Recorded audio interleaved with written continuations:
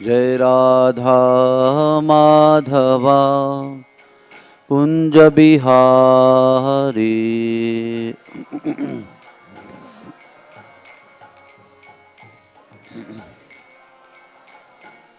जय राधा माधवा कुंज बिहारी।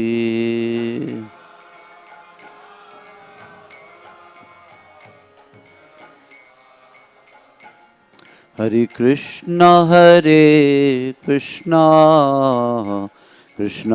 कृष्णा हरे हरे, हरे राम राम राम हरे हरे।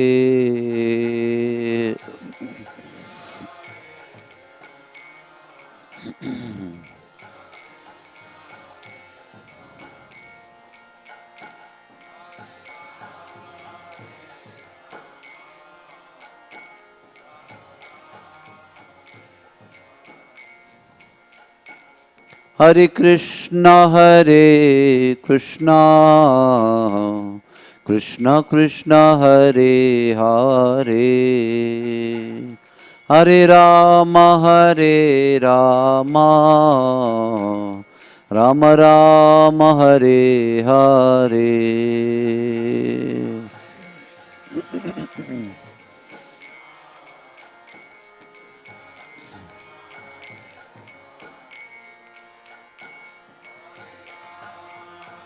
गोपाल है गोपाल है राधे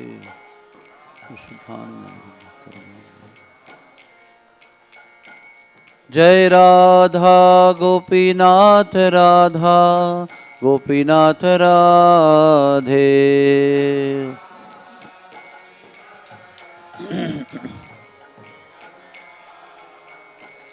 जय गौरनिताय गौरनिताय गौरनिताय जय गौरनिताय।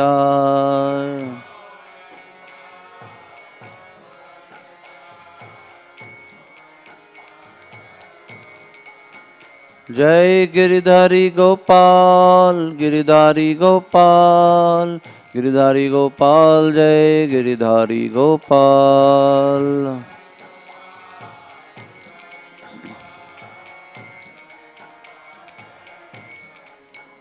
जय जय प्रभुपाद प्रभुपाद प्रभुपाद जय जय प्रभुपाद।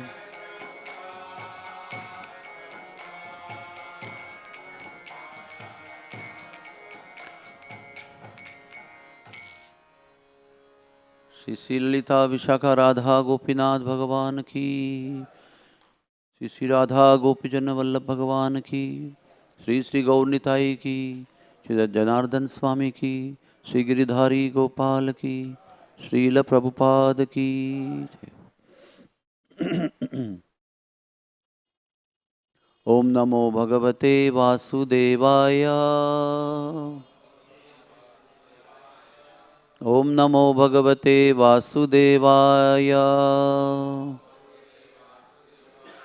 ओम नमो भगवते वासुदेवाय।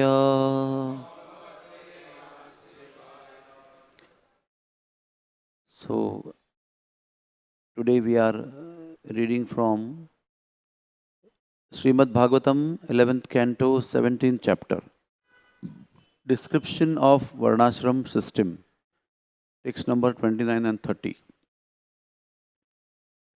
शुश्रूषमाण आचार्यं सदोपासीत नीचवत् यानशय्यासनस्थानैर् नातिदूरे कृताञ्जलिः। शुश्रूषमाण आचार्यं सदोपासित नीचवत् यानशय्यासनस्थानैर् नातिदूरे कृताञ्जलि। शुश्रूषमाण आचार्यं सदोपासीत नीचवत् यानशय्यासनस्थानैर् नातिदूरे कृताञ्जलिः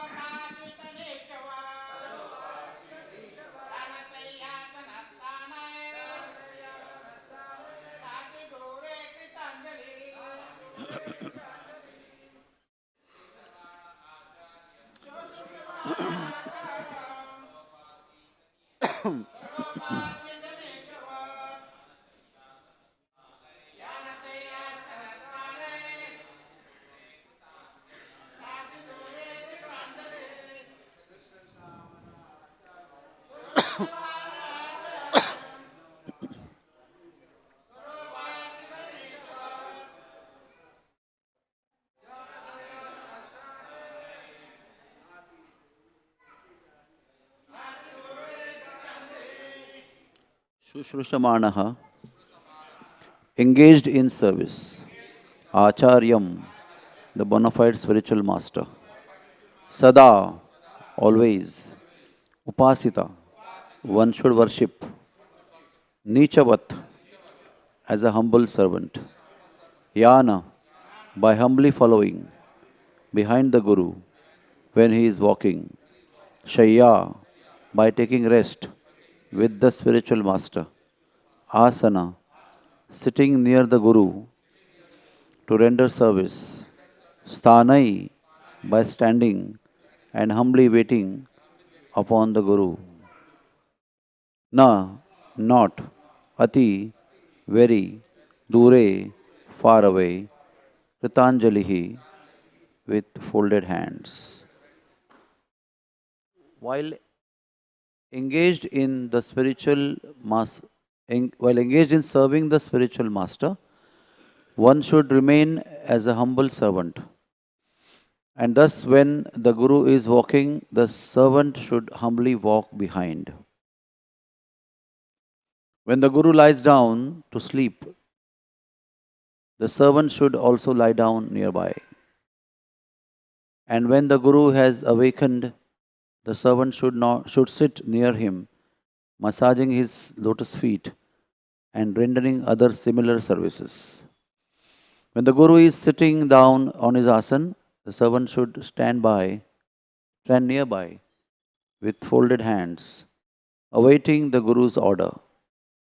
In this way, one should always worship the spiritual master. Next verse. Ebam vritto gurukule vased bhoga vivarjitaha vidya samapyate yavad vibhradvratam akhanditam. Until the student has completed his Vedic education, he should remain engaged in the ashram of the spiritual master, should remain completely free from material sense gratification, and should not break his vow of celibacy, brahmacharya. Purport. This verse describes the Upakurvana brahmachari who enters grahastha ashram or family life after completing his Vedic education. The word evam vrittaha indicates that although one may eventually marry and become prominent in society as an intellectual or a politician or a businessman, during student life one must remain without false prestige as humble servant of the bona fide spiritual master. The Naistiki brahmachari who never marries is described in the following verse. Om Ajnanatimirandasya Jnananjanashalakaya Chakshurun Militam Yena Tasmai Sri Guruve Namaha. Sri Chaitanya Manovishtam Stapitam Yena Bhutale Swayam Rupak Kadamayam Dadati Swapadantikam. Sri Krishna Chaitanya Prabhu Nityananda Sri Advaita Gadadhar Srivasadi Gaura Bhakta Vrinda.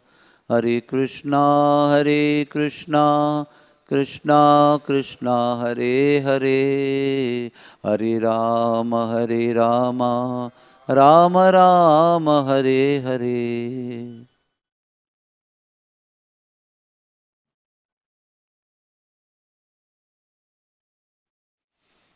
Hare Krishna. Before we begin our talk, we should offer one moment, silent moment of prayer for His Grace Sripati Prabhu, who passed away in Vrindavan Dham yesterday at 10:20 p.m.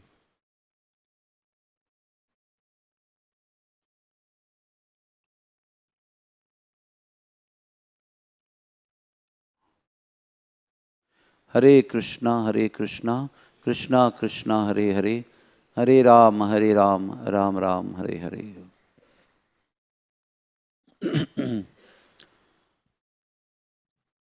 By the mercy of Sri Gurudev, our life can become successful.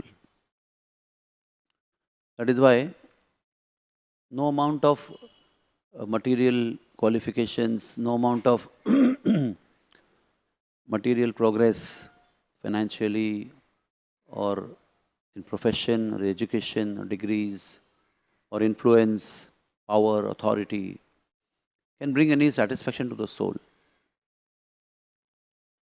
And the life becomes a waste, a chain of entanglement of many sufferings and enjoyments due to the previous activities and their reactions. And one doesn't have any scope to get relieved or getting out of the repeated cycles of birth and death, old age and disease that we are perpetually going through. There is no method of any yoga which actually can relieve one from the cycle of birth and death. Because all the yoga process is self-centered. It can give liberation, but again, if there is no engagement in positive service, again the cycle can be repeated. There is a risk and danger in mukti also.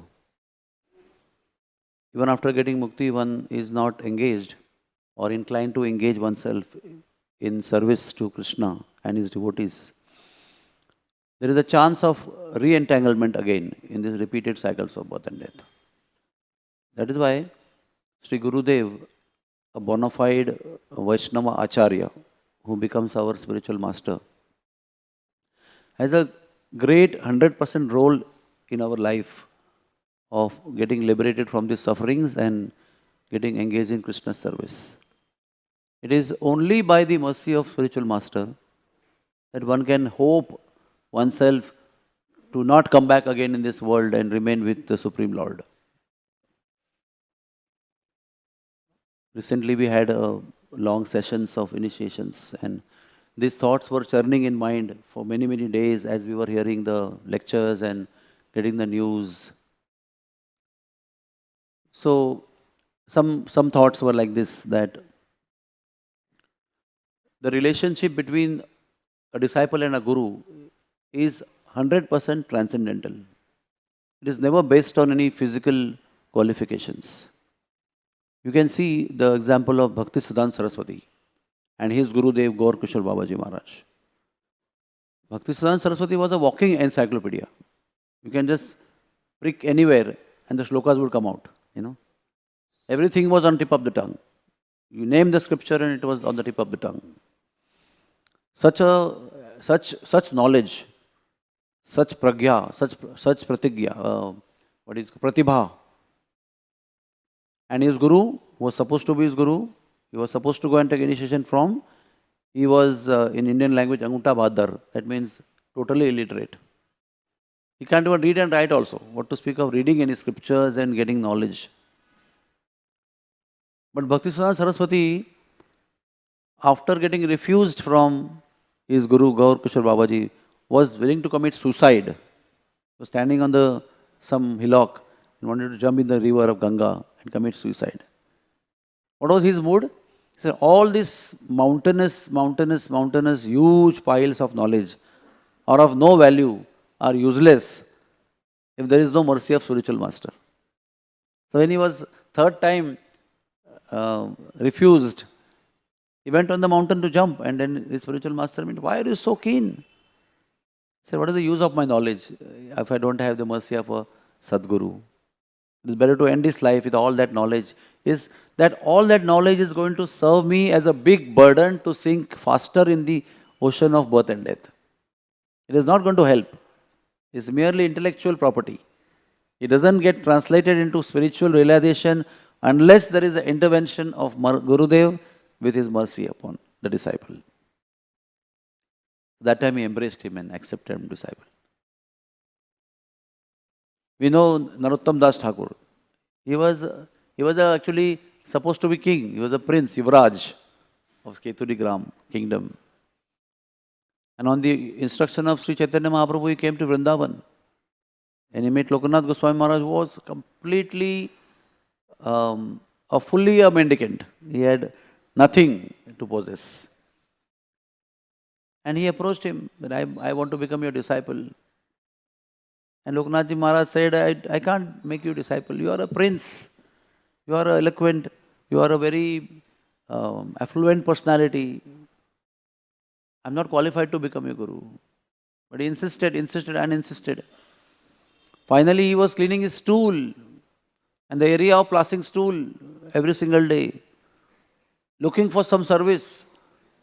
If he's not accepting me, let me serve him, because I need to serve my spiritual master to get some spiritual realization.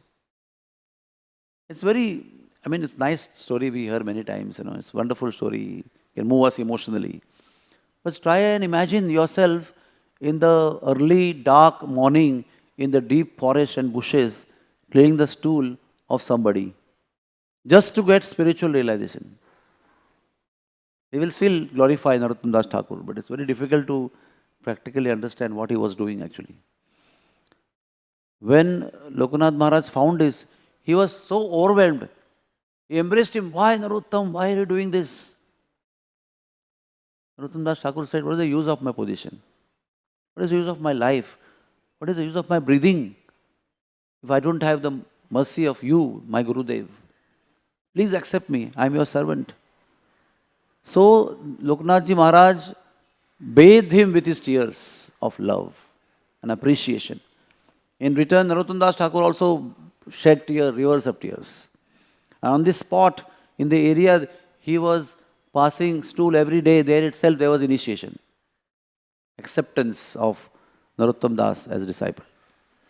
So you can imagine, this is the real mood of a disciple, to understand all my qualifications are useless unless I am connected with Guru.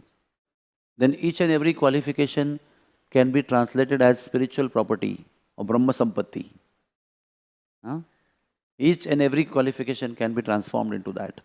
Can be valuable, can be useful, can be worthy of acquiring them, keeping them with us when they are utilized in connection to Guru, in service to Krishna.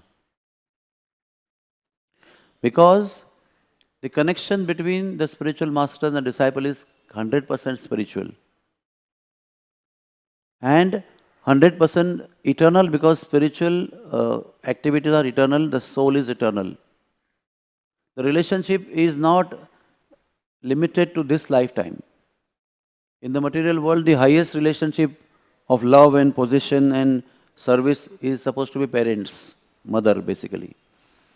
But even the parents, mother, father's relationship end with the end of this life and when the death comes. If they die first, that is severed, or we die first and they live, that is also severed. But the spiritual master and disciple relationship is eternal for lifetimes after lifetimes after lifetimes. If the disciple comes back, the spiritual master also comes back on behalf of Krishna to deliver the soul, because he has taken the responsibility of that soul. So it is always explained that the disciple should not make the spiritual master come again for the sake of his deliverance. Should try to be perfecting his life in this lifetime itself, so that the Guru Maharaj doesn't have to come back again and again. It is explained in scriptures and history that the spiritual master came as a prostitute to deliver Bilva Mangal. And it is explained there again and again. One should not make spiritual master to come like this to deliver us. We should behave ourselves and not make him come down to that extent, because he is so much committed. They will go to any extent, take any form, take any life to come and deliver his disciple. And I have seen this and witnessed this, when the disciple is passing away, how active the spiritual master becomes. We may feel that, oh, I never had any relationship, I never had private time, I never sat with him one-to-one, I never received any personal instruction for my spiritual upliftment. I feel disconnected and distanced from my spiritual master. But all these are only external concepts, because the commitment that the Guru has to his disciple is totally transcendental. It does not depend upon any external understanding of the relationship.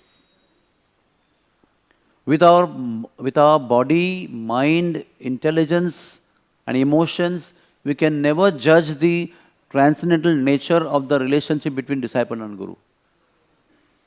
It is that way transcendental. So that is why we were watching the newly formed disciples, newly become disciples, coming out with effulgent face.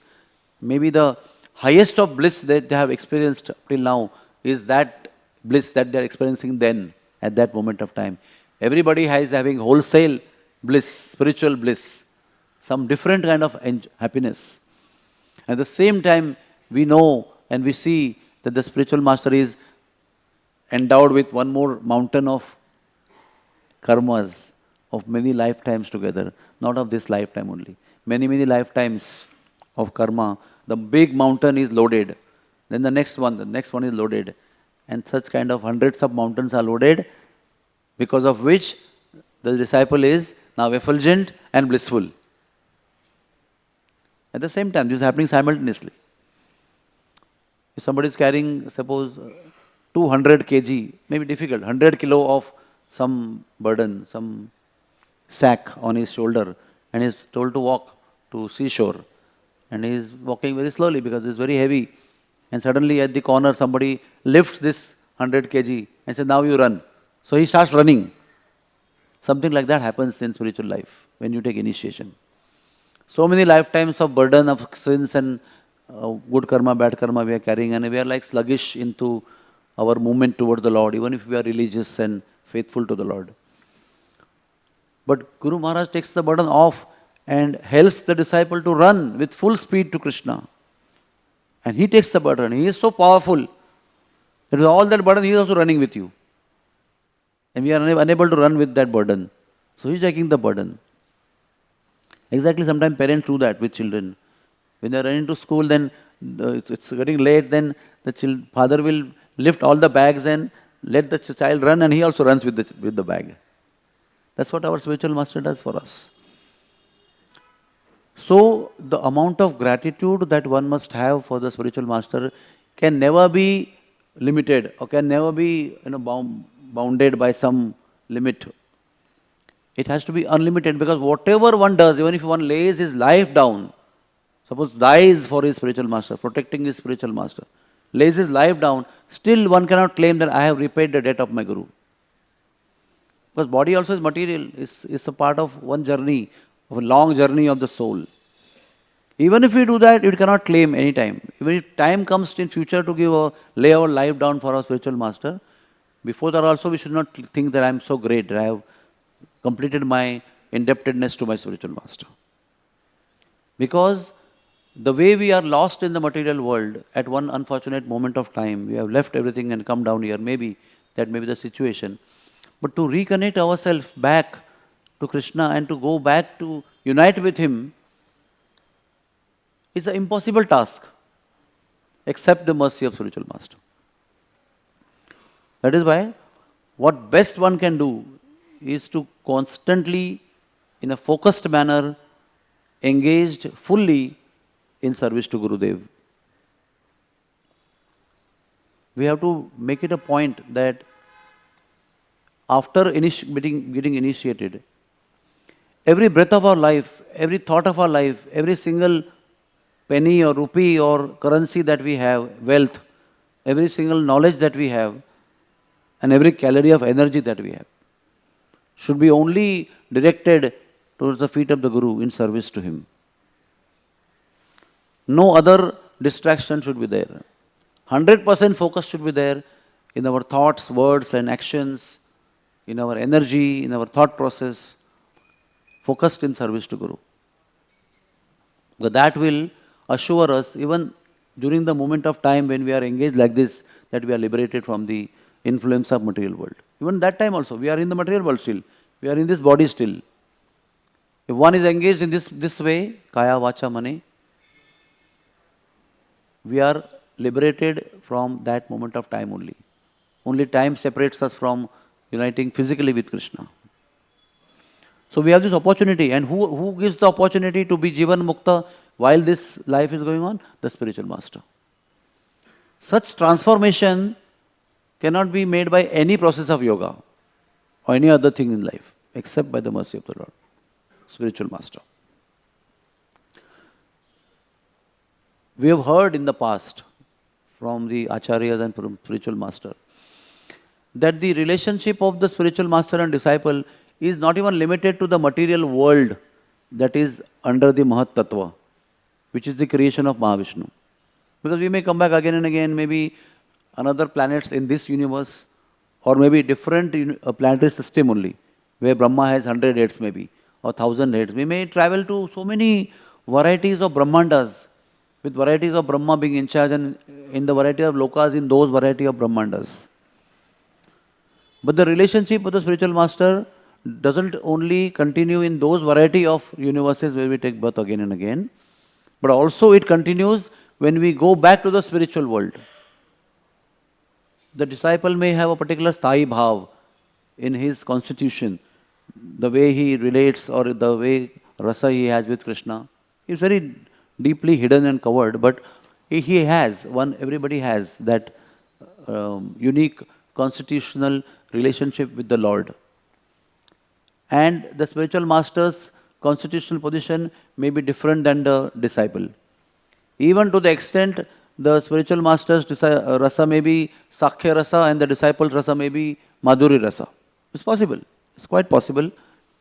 But even then, the relationship between the Guru and disciple continues in the spiritual world also. Guru will see that he connects you with the right person in the spiritual world, and under his guidance only, the service to Sri Krishna in Goloka will continue even after reaching out there. To that extent, the relationship is eternal. We should know that. And when we go back to spiritual world, we may be in different body, not like this body. Prabhupada may not look like the way he is looking now. He may have transcendental body there. He is having. And our spiritual master also will have transcendental body there. But moment we come across, we know each other. Who are we and what is our relationship? Because it is transcendental. It is not based on that Satchidananda Vigraha, Deha, or based on this material body. It is totally transcendental. It is spirit to spirit, Atma to Atma. Like I remember His Holiness Radhanath Swami Maharaj telling our dear, what is his name? Soka Krishna Prabhu. He said, while holding his hand, that when you enter spiritual world, you will see Sridhar Swami, you will see Bhakti Tirtha Swami, you will see Tamal Krishna Swami. And they will not be in that, the bodies that you know of. You have seen them. But you will identify them immediately. You will see Prabhupada also. It means the identification is spiritual. It is not physical. So the miracle that the Guru can cause in a life of disciple is indescribable. But when we say, Mukham karoti vachalam, pangum langayate girim, yat kripa tamaham bande, Sri Gurum Dinatarinam, it's actually a fact. What spiritual master cannot do? We have seen most insignificant people have become the most eloquent devotees of the Lord. most advanced devotees of the Lord, giving shelter to thousands of people simply by the mercy of spiritual master. Look at Srila Prabhupada. What kind of people externally, today they are great Vaishnavas, but when they were there, when Prabhupada came there, what kind of situation they were in? Some acharyas have told me personally, I don't want to name them. They said that all of us were drug addicts, and all of us were womanizers, and all of us were doing everything against the four regulative principles. It was Srila Prabhupada who has lifted us and put us on such a transcendental pedestal. Today we can't even imagine those people and even think like that also. This person could have been, how he could have been doing all these things. Such a pure soul, such positivity and enriching consciousness he emits when we meet him. How can that person be like that? But it was a fact. When Prabhupada was asked, what is your miracle? Prabhupada pointed out to young boys and girls wearing dhoti, kurta and sari. He said they were the most debauchees people. They were performing all sinful activities. You name them, they were performing them. And today they are first class Vaishnavas. They worship the deities, they chant the holy name, they eat the purest of food, they meet the purest of people, they do the purest of all services to the soul and to the society at large. That is a miracle. So from Mr. Nobody to the highest situation of life, the spiritual master can put us on that pedestal. So how grateful we have to be. The only emotion we can cultivate and keep with us for spiritual master is gratitude. There is nothing else. Not that I was so mumukshu and so searching and so much inquisitive and I had that qualification, I had that desire in me, that's why I got spiritual master. We had no qualification. We have to convince ourselves. Even today, if we have some qualification, we should not feel that qualification is my achievement. It's only by the mercy of spiritual master. Those qualities and qualifications can come upon us. That is why we heard His Holiness Radhanath Maharaj telling what is initiation. Initiation means adopting the mood of spiritual master 100%. What is the mood of a spiritual master? And that also explained that the mood of spiritual master is to share Krishna with everybody whom you meet. Be compassionate, be kind, be friendly to all the suffering souls and uplift them. And be selfless in our service when we uplift them and help them. Not be proud while doing that service to the suffering souls. To cooperate with the God brothers and God sisters. Srila Prabhupada also repeated his statement several times. Even last moment of life also he said the same statement. What is the mood of spiritual master? Is to see each and every God brother as a representative of the spiritual master. Prabhupada said that to his disciples, you are worshipable for me because you are representative of my Guru who have come to help me. The Guru's God brothers also should be seen the same way as much as Guru. And the God brothers and God sisters also should be respected and related to in the same mood. Because the spiritual master is relating to with that kind of respect. I may not have respect for you that much, but my spiritual master is respecting you so much. So I am, as a gentleman, supposed to respect you as much as my spiritual master respects you, being his disciple. This mood, when we adopt the mood of spiritual master, our life is successful from that moment only. There is nothing more. Cultivate that mood, continue that mood continuously, uninterruptedly. Then we are on the highest spiritual pedestal, humbly, not proudly, from that moment onwards. So how to adapt the mood of Guru? There is only one means. The whole spiritual life can be summarized in one line. That is Guru Mukha Padma Vakya Chittete Koriya Aikya. That's all. If one meditates on the words of Guru and simply follows those words, Kaya Vacha Mane, with all intelligence, all money, all time, all energy, all desire, then one has attained the perfection of life. then all the anarthas and everything will be taken care of. Not by us. Some other agency will look after that.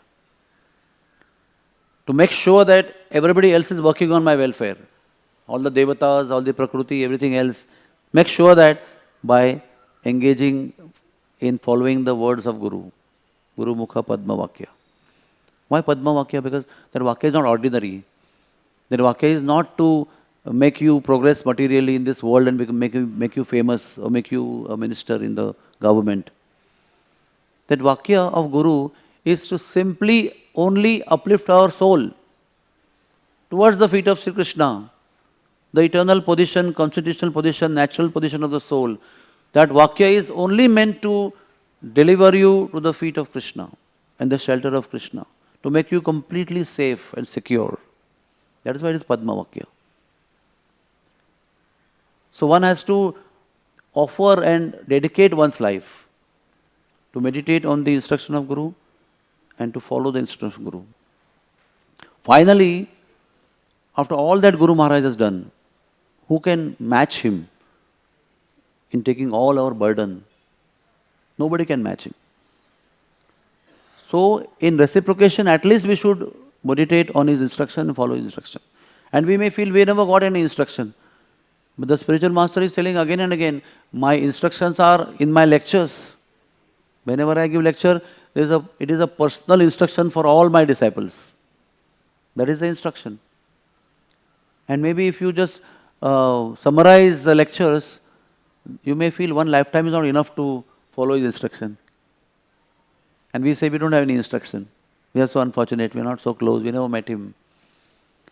His Holiness Radhanath Maharaj said that when we became disciples of Srila Prabhupada, we never expected any personal association of Srila Prabhupada. There were hundreds and thousands of them, but nobody was in that mood that I should get association of Prabhupada like His Holiness Tamal Krishna Maharaj is getting, or His Holiness Giriraj Maharaj is getting. No one felt like that. No one felt that competitive or any kind of competitive mood. They were simply content and happy in doing what was told to them to do. To the extent Srila Prabhupada had told all his disciples to follow the temple president as much as himself. You are living in this Toronto temple or in New York temple, temple president is everything for you. He is my representative and follow. And the disciples followed those instructions in such a way that they never met Prabhupada in lifetime again to consult anything or cross question, but followed verbatim the instruction of the temple president. It's something very difficult in today's world. Everybody is so, by nature in advancing Kali Yuga, everybody is so challenging in nature. They want to question everything. And then they argue with spiritual master also. But it is explained in scripture that one should never argue with spiritual master. One should never try to instruct him or suggest him something which is we think we know the best unless asked for. So that kind of surrender was exhibited by disciples of Srila Prabhupada. They never demanded anything. There is nothing actually, unless Guru wants you, there is nothing hidden into the personal association. What the real power of spiritual master's mercy is hidden in his instruction. And that Vani of spiritual master is eternally available. Even the spiritual master has left this world. That is why Prabhupada was staying in America alone. When he said, I never felt alone. I was never not with my Guru Maharaj. I was always with my Guru Maharaj. And what was the thing which made him always be with Guru Maharaj? His 100% efforts in following the instruction of his spiritual master. Like gopis were with Krishna physically all the time in Vrindavan, or whenever they were, after twilight to sunrise. But when Krishna left for Mathura and Dwarka, they were with Krishna millions of times more than they were with Krishna physically when he was there with them. Everybody felt that intimacy of bhava association with the Lord when Krishna was physically in Mathura, Dwarka. And Uddhav could feel that I am with Krishna here in Dwarka, in Mathura, so close that no one can be more close than me, And for me, there is no more achievement to be more close to Krishna than what I am today. But his realization was when he met gopis that I am very far from Krishna, and these people, these gopis are much, much closer than me to Krishna. So he went back and he had the opportunity again to be with Krishna like he was before. But he left that being with Krishna and went to Vrindavan to become blade of grass, to achieve the dust of the gopis' lotus feet. To be close to Krishna the way they were. So what is the closeness? It's spiritual closeness. It's not physical closeness. And that spiritual closeness is available to each and everybody of us, however insignificant, even materially we are, by just being in contact with the Vani of Guru and trying to follow the Vani of Guru. Like His Holiness Radhanath Maharaj was actually denied to go to Vrindavan. They did not even told to go to Vrindavan. Prabhupada sent instructions, come and meet me. These are my last days. And they were not told only because there were so many services in the Vrindavan. So what happened? Srila Prabhupada came in the dream of His Holiness Radhanath Swami every single day. And the most menial of all menial services which he aspired to do to Prabhupada, like massaging his feet, washing his clothes, serving him food, being with him intimately. All those things happened in the dream. And when you do something with spiritual master in the dream, it's not a dream, it's a reality. So you are not deprived of anything. If you feel you are externally deprived of anything, on the spiritual level, you will be replenished in millions of times. If one has that mood, understanding of the spiritual connection. Because he was engaged in following the instruction of Prabhupada to follow the authority in Vrindavan, spiritual master gave him such intimate association before he passed away from this world. It's a very unique thing. You have to be there to understand what is exactly happened in those dreams and what exactly is felt when this happened. And somebody who eats food when he's hungry, how he feels, it can't be described in words how he feels when he's satisfied with the food that he's received. Similarly, one who follows the instruction of spiritual master and receives the mercy of spiritual master and feels blissful, that bliss cannot be explained in words or any poetry, any eloquence. It is just a feeling of the heart. You can express to a certain extent, but 100% one can never explain. That is why let us understand the gravity and the transcendental nature of our relationship with our spiritual master. We may be far away physically. We may be not on the same planet. Guru may live or we may live. But the relationship always continues. The spiritual master makes sure that the relationship continues. Because we are not in power to keep the continuation from our side within our capacity. But the spiritual master has the capacity to remain connected with you based on your desire, lifetimes after lifetimes after lifetime, from planets to planets. Let us have that faith. This relationship with spiritual master is not for this lifetime. And next lifetime again we get initiation, again we connect with the spiritual master. It is there only. There may be a familiarity of connecting again through initiation ceremony, but the relationship is eternal.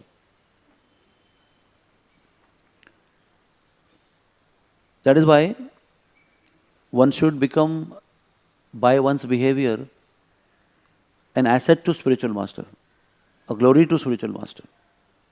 Because spiritual master is taking so much burden off from us. We should understand actually what happens at initiation. Let us begin with that statement. Then we can talk further how to become glory to spiritual master. At the time of initiation, Diksha Kale, the spiritual master takes all the previous burden from us. In one sense, he cleans all the slate. But the life in the material world is such that immediately new account is being created. Because when we breathe, we are killing bacteria and we are stepping on some living entities and we think bad and we do bad and so many things we do. And that burden which we are creating afresh now is supposed to be cleansed by the chanting of the holy names every day. That is why we have to chant attentively every single morning. We have to make sure that yesterday's account is nullified by the holy name which the spiritual master has given us through initiation. We chant attentively and nullify everything To the degree we are attentive to the chanting of the holy name, to that degree we get nullified. And if we are not attentive to the chanting of the holy name on that particular day, whatever is not nullified is going to be shared by spiritual master. So daily we are burdening our spiritual master. And additionally, we are committing offenses, which are on different category than the karma. Karma is happening, not chanted properly, remaining behind as a balance and shared by spiritual master. And offenses are separately created by us by behavior towards other devotees or towards Krishna or towards our whatever. They are separately burdening our spiritual master. So we have to make sure that two things, that we chant attentively every single day, not to burden our spiritual master, and not to commit any offenses or create any offensive record to burden our spiritual master. Because I am reading so many messages from His Holiness Jayapataka Swami Maharaj. He is writing openly and clearly, all messages, public messages, that I am suffering only because of the mistakes and offenses of my disciples. And it is said that because of these messages he gave very clearly, so many disciples have reformed. And so many disciples have, maybe come back to the normal, proper behavior of a disciple, in form of more commitment and more dedication to the instruction of spiritual master. So it's not that he's making some dramatic dialogues to stir you. It's a fact. When Prabhupada said so many times, and Prabhupada used to fall sick so many times, and he said, I'm not suffering because of my sins. I'm suffering because of my disciples' sins, which I'm accepted. So why spiritual master falls sick after initiation? Because he's accepting our sins. And the suffering is there. To a certain extent, we Brahmins also, when we perform Agnihotra, we experience that. Some exchange of karma and how burdensome it is, and how depressing and discouraging and it is. I've experienced that, and I have discussed with fellow Brahmin Purohits also. So we are not responsible for anybody when we do Agnihotra also. But still there is an experience. And what to speak of being responsible and taking officially and willingly all the karmas. How much suffering is there. Even in one lifetime, how much we are suffering because of our karmas. What to speak of collective karmas of everybody going to one person and his level of suffering.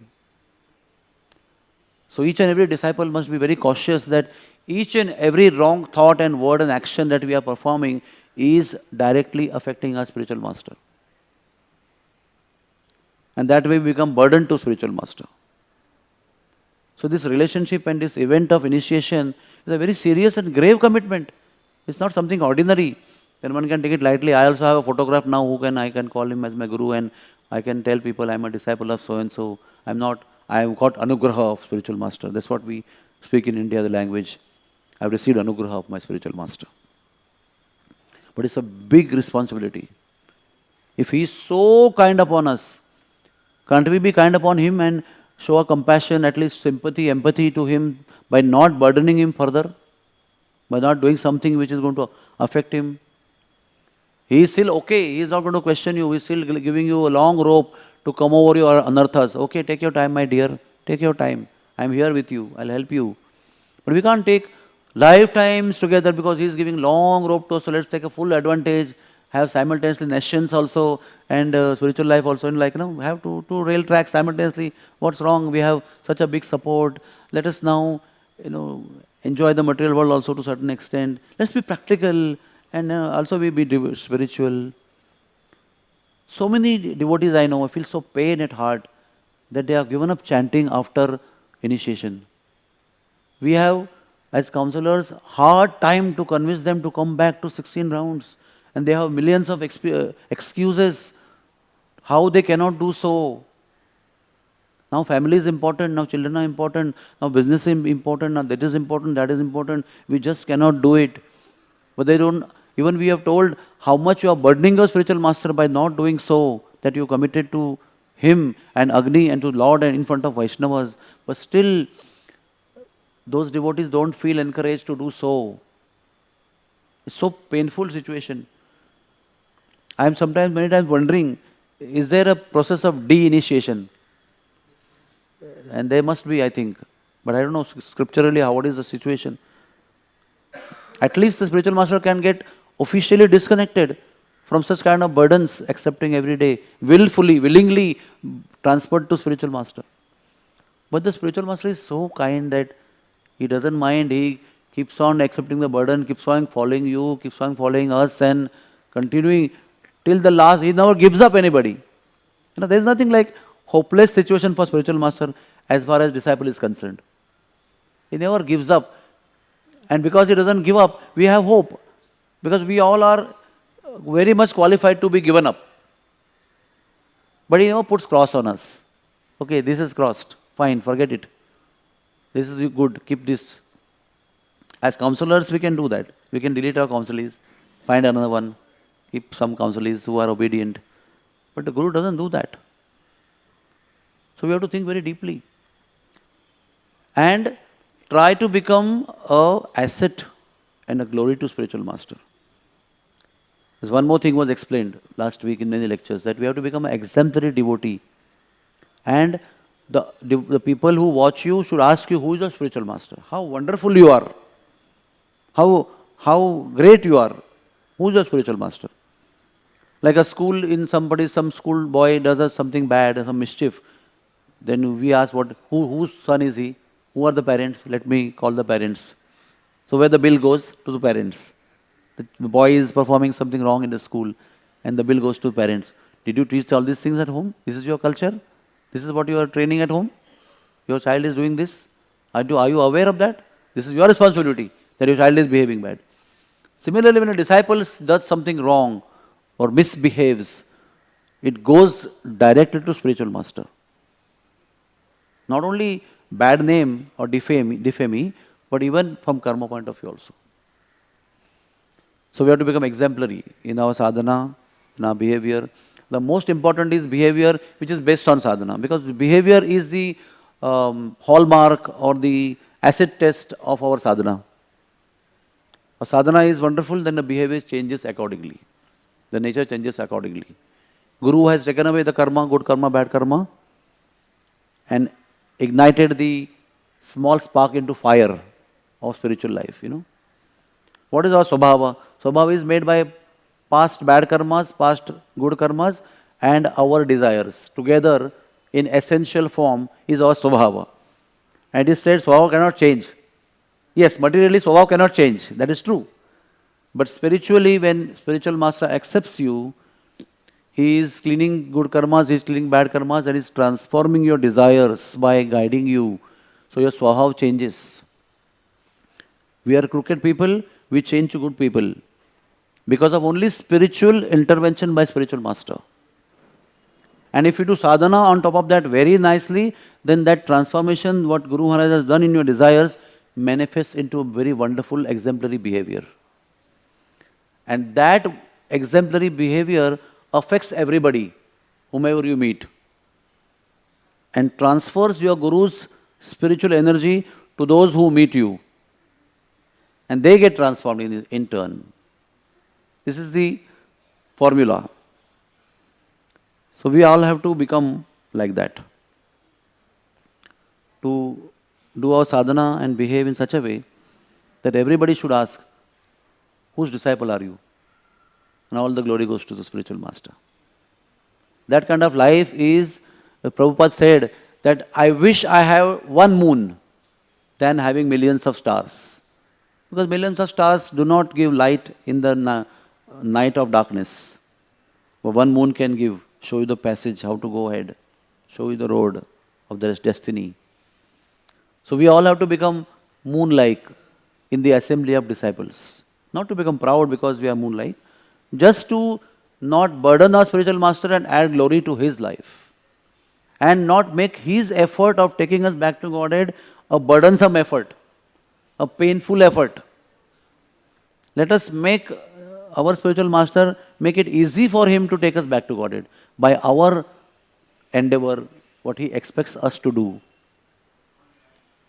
And that is what real spiritual life is. Real spiritual life is not wearing nice dhoti and kurta and tilak and big kanti malas and talk like devotees and keep big long shikhas and talk that language of spirituality. That is okay, that's very good. Better than wearing something nonsense. But the real spiritual life is this. Every word, every action that will please spiritual master. Even what we learn from our dear Madhvananda Prabhu in our hospital is that whenever conflict comes, when we are in the situation to solve the conflict, we should think what our spiritual master would be doing in this situation. What would please him? That kind of counsel we should give even in conflicts. The conflict can be within yourself, or conflict can be amongst people whom you are guiding. We have a solution to that. But we should always, what is adopting the mood of Guru is, we should always try to give a solution which the Guru would be giving otherwise, if he would have been in the situation. That is another dimension of understanding.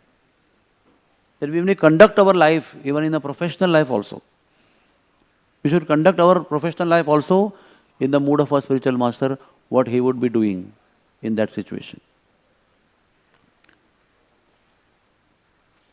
Every single spiritual realization comes by the grace of Guru. And so many times we give lectures in so many places, And so many times during those lectures we speak such things that we have never imagined or thought or read anywhere. So I immediately write those things down in my notebook, what I only spoke a couple of minutes ago. Because I have got 100% conviction that a spiritual master only speaks as per the audience and their inquisitiveness. You offer yourself as an instrument in the hands of Guru before you begin your lecture, and then the spiritual master uses you as an instrument to speak through you, to enlighten the audience. So one should never feel that I was such a eloquent and such a far-fetched expert orator. Every single thing that we have, which we think we have, is only by the mercy of spiritual master. And when we are sincere in obeying our order of the order of our spiritual master, then spiritual master bestows us with choicest, priceless, amulya spiritual realizations, which will further enrich and lead your spiritual path gloriously, successfully.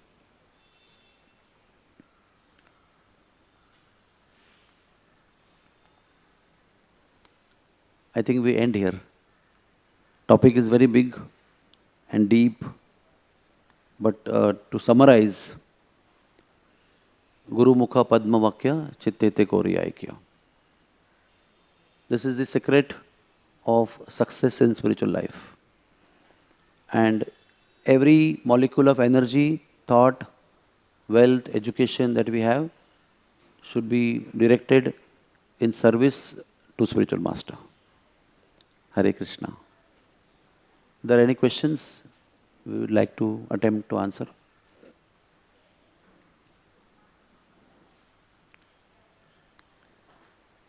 ग्रंथराज Shrimad Bhagavatam की जय।